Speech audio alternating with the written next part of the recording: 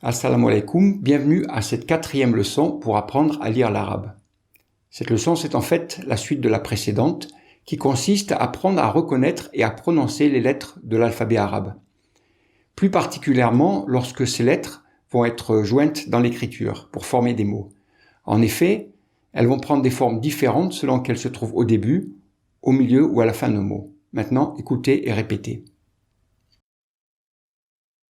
عين عين عين ها عين خين ها خين لام خين كاف يا صاد فا خين خين قاف خا ها خا كاف عين ميم خين ميم فا ها ذال ها نون صاد ذال شين خين خين ها ضا تا تا ها ميم يا خين ألف لام عين جيم خين ها فا خا عين لام كاف لام تا نون با نون واو با واو نون ميم با ميم نون دال نون ذال با دال با ذال يا يا ذال يا دال تا تا دال تا ذال تا ها تا زا يا زا يا ها تا ها تا تا تا را با را نون را يا را ثا را ثا عين ثا را ثا با يا تا نون ثا تا ثا تا لام همزة لام همزة نون همزة جيم همزة يا تا يا ثا يا نون يا با يا يا همزة خين با يا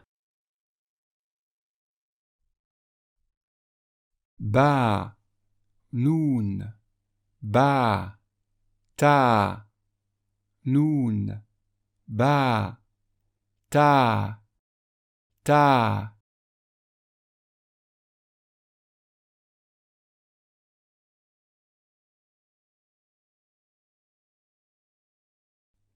ثا نون يا تا يا ثا با ثا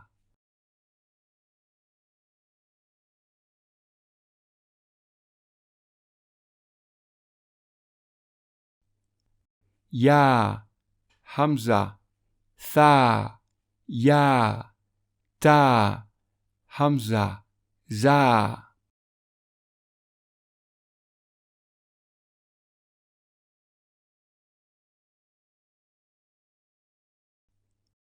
قاف عين فا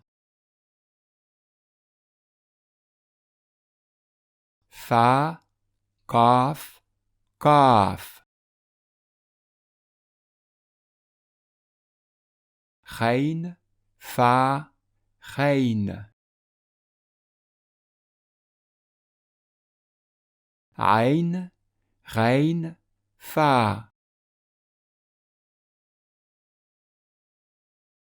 همزة عين خين فا عين قاف غين قاف فا عين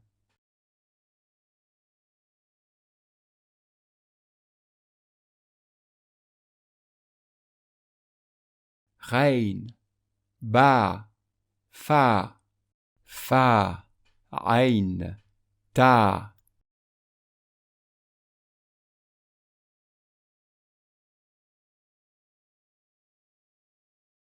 قاف ثا فا يا همزة عين غين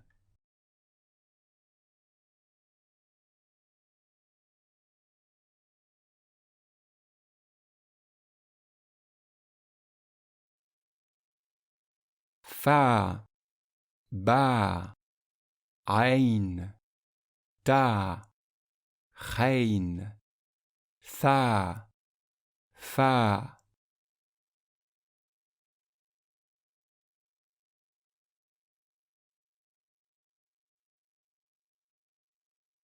نون فا ميم يا كاف كاف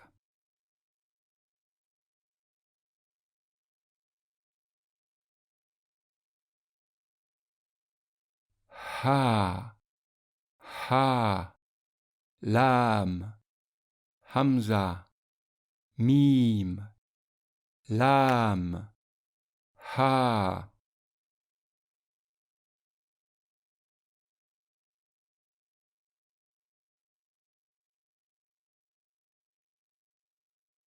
Kaf. Sin. Sad. Ba. Ha.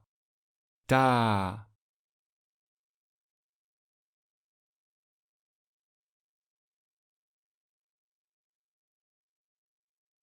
Lam. Ba. Alif.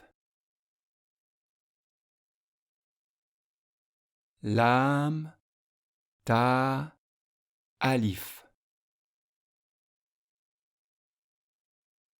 Lam. Nun.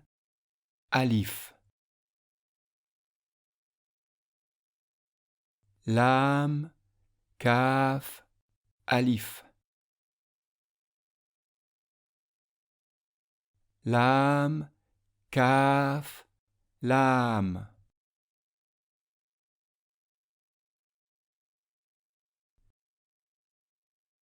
Lam. Lam. Ha. Lam. Lam. Alif. Mim. Lam. Waw. Ha. Lam. Mim. Rein. Lam. Ain. Ain. Lam. Mim. Mim. Ta. Ya. Kaf. Tha. Ya. Ta. Ba. Ya. Fa. Lam. Alif. Ba. Ha. Za. Lam. Ba. Ra. Jim. Lam. Ba. Ha. Ain. Alif. Ain. Jim. Ha.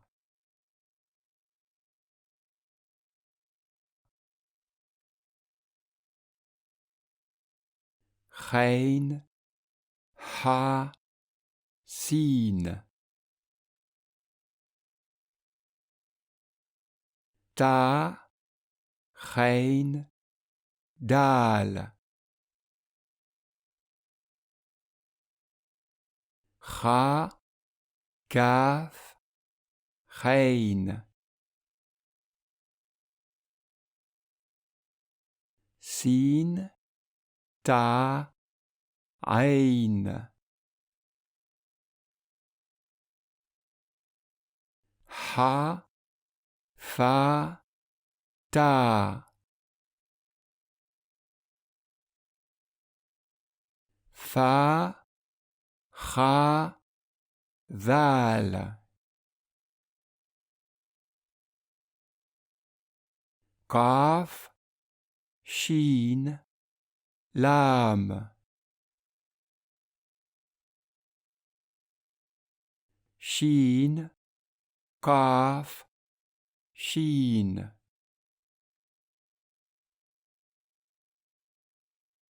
Tha.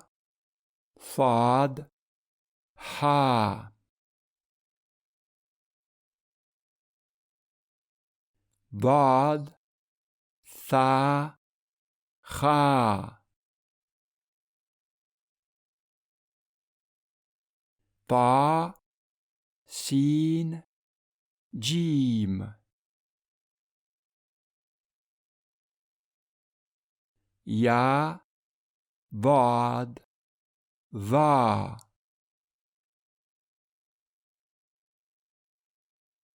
Fad, va, fa.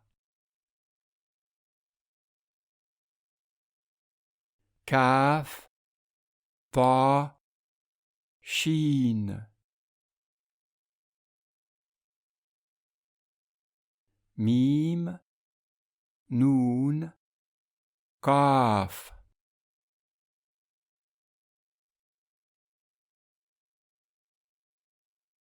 Nun, mim, sad.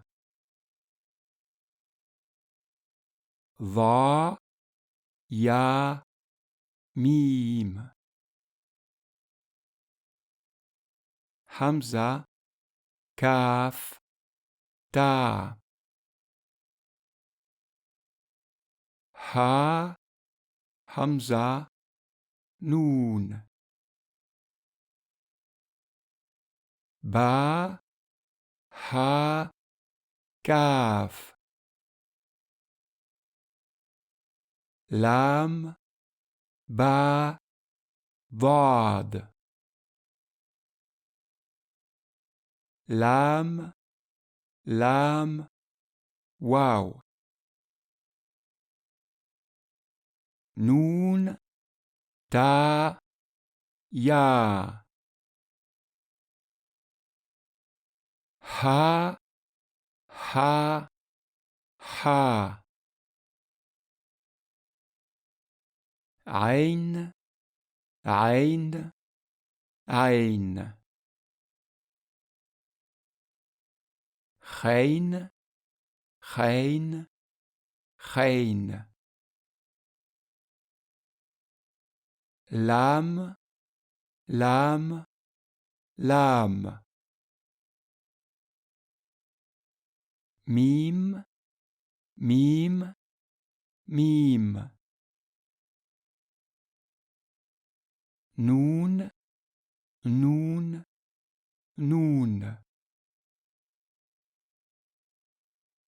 Tha, tha, tha.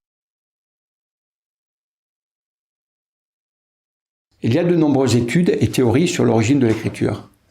Les spécialistes pensent que c'est le proto-sinaïtique qui date de 3800 ans, c'est-à-dire 1800 ans avant Jésus-Christ, qui est un des alphabets les plus anciens connus, qui serait par évolution à l'origine de la plupart des alphabets qui sont utilisés de nos jours. Cet alphabet proto-sinaïtique, il comporte une vingtaine de signes que vous voyez au bas de l'écran. Pour en comprendre l'origine, le plus simple, c'est d'essayer d'en construire un nous-mêmes. Imaginons par exemple que nous parlons français, mais que c'est une langue orale uniquement. Il n'y a rien par écrit. Si on voulait inventer une écriture, comment est-ce qu'on s'y prendrait? D'abord, il faudrait commencer avec les objets de la vie courante. Le soleil, la lune, un poisson, la main et du blé. Comment faire pour les écrire? La première chose qui vient à l'esprit, c'est de faire des dessins qui les représentent. Il faut que ces dessins soient clairs pour que tout le monde puisse les reconnaître facilement et aussi les dessiner. Donc par exemple, pour écrire le mot soleil, on dessine un soleil qui se lève. Pour la lune, on peut penser à un croissant. Le symbole du poisson est tout à fait évident. Puis la main et un épi de blé. On comprend qu'un tel système d'écriture a des limitations. Il faut faire un dessin différent pour chaque chose, pour chaque objet. Et il faut être capable de les reconnaître très précisément. Comment faire par exemple des dessins simples et être capable de reconnaître un rouge-gorge d'un moineau. Et ça se complique encore lorsqu'on essaie de représenter des choses abstraites comme la faim, la pensée ou la colère. Comment choisir des symboles pour les représenter, des symboles qui soient simples et que tout le monde puisse comprendre. Ce système va nécessiter des centaines, voire des milliers de symboles différents. On comprend facilement qu'il sera difficile de les reconnaître et de les différencier. Le chinois, il utilise ce modèle d'écriture. Il comporte 50 000 symboles différents, dont environ 5 000 qui sont utilisés régulièrement. Donc une autre option, plus simple, c'est d'associer le symbole non pas à l'objet, mais il y a un son caractéristique de cet objet. Et en fait, ce qui vient à l'esprit en premier, c'est de choisir le premier son du mot. Pour reprendre l'exemple précédent, on va donc associer au symbole du soleil le premier son du mot. Donc c'est le son se. Ensuite, pour la lune, c'est le son le. Poisson, peu. Pour la main, me. Et pour le blé, le son, c'est be. Et on peut ainsi continuer chaise, che, roue, re, nez, ne, drapeau, de, couronne, que. De cette façon, on pourra rapidement développer un alphabet pour le français ou d'ailleurs pour n'importe quelle autre langue. Il suffit donc d'associer des symboles à des sons. Donc, avec cet alphabet, le mot cheminée, on va l'écrire chemeneux avec les 3 consonnes du mot cheminée. On le prononce cheminée, mais on l'écrit chemeneux, uniquement avec les consonnes. Donc, pour le lire correctement, et pas le mélanger avec un autre mot qui utiliserait les mêmes consonnes, comme par exemple le mot chemin, eh bien, il faut connaître la langue de façon à pouvoir différencier selon le contexte et reconnaître le sens. Et cela n'a rien d'exceptionnel, parce qu'en fait, dans le monde arabe, les journaux sont écrits avec des consonnes uniquement. Et les Arabes n'ont aucun problème pour comprendre, parce qu'ils connaissent la langue et ils reconnaissent le contexte. Donc voilà, c'était pour vous montrer un exemple de comment un alphabet consonantique peut être créé. Et donc les spécialistes pensent que le proto-sinaïtique, c'est le premier alphabet connu et utilisé. L'alphabet proto-sinaïtique, il a évolué avec le temps, pour différentes raisons. D'abord, la langue originale, elle a pu changer. Au cours des siècles, le langage change. D'autres peuples ont pu l'utiliser ou l'adopter. Et les caractères aussi se sont simplifiés pour en faciliter l'écriture. Vers 1000 ans avant Jésus-Christ, avec les Phéniciens, qui vivaient dans la région du Liban actuel, il est en fait devenu le premier véritable alphabet, dans le sens où les symboles n'avaient plus de lien direct avec les images ou les objets du départ. Ils étaient maintenant uniquement associés à des sons et devenaient donc des lettres à proprement parler. Vers 750 avant Jésus-Christ, il y a eu une évolution majeure dans l'histoire de l'écriture, car les Grecs ont introduit les voyelles dans l'alphabet. Avant, l'alphabet était uniquement des consonnes. Ça veut dire qu'on pouvait lire un mot sans nécessairement le connaître ou le reconnaître. On peut ouvrir ici une petite parenthèse pour expliquer quelle est la différence entre les consonnes et les voyelles. En fait, c'est toute une question de perception du son, comment on entend le son. Les voyelles, ce sont des sons clairs que l'on peut prononcer seuls, comme par exemple A, I, O. Les consonnes, par contre, c'est pas vraiment des sons, c'est plutôt des bruits, comme des sifflements, des roulements, des claquements. Par exemple, sh, t, b. La lettre ba en arabe. Le son, c'est b. Et en français, c'est b. En fait, une consonne, elle peut pas se prononcer seule, parce que c'est juste un bruit. Pour la prononcer, il faut rajouter une voyelle. Ba, b, ou ta, t. Mais le son, c'est b, t. Voilà la différence. On peut voir sur ce tableau qu'il est raisonnable de dire que le proto-sinaïtique est à l'origine de l'alphabet latin moderne. Pour l'origine de l'alphabet arabe, il y a de très nombreuses théories, mais celle qui semble revenir le plus souvent, c'est celle qui disent que l'alphabet arabe viendrait du proto-sinaïtique en passant par le phénicien, l'araméen et puis le nabatéen. Pourtant, si on compare l'arabe avec le phénicien ou l'araméen, la différence entre les lettres est tellement importante que vraiment on ne peut pas dire avec certitude qu'il y a un lien avec ces alphabets, ou d'ailleurs avec d'autres. Nous avons déjà expliqué que la forme de certaines lettres arabes était très particulière. En effet, elles ressemblent à la forme et au mouvement de la bouche ou de la langue au moment de les prononcer. Donc si on voulait décrire cette caractéristique, le mot le plus approprié, c'est phonomorphe, qui provient de 2 mots de grec ancien, phono, qui veut dire la voix, le son, et morphe, qui veut dire la forme. Donc si on accepte l'idée que l'alphabet arabe serait un alphabet phonomorphique, alors il est absolument unique dans sa conception, et il ne ressemble ni de loin ni de près à aucun autre alphabet connu. Et donc toutes les hypothèses sur lesquelles les spécialistes se basent pour montrer que le phénicien ou un autre alphabet serait à l'origine de l'arabe, eh bien elles sont pour le moins très discutables. Et sur ce, je vous dis assalamu alaikum wa rahmatullah wa barakatuh.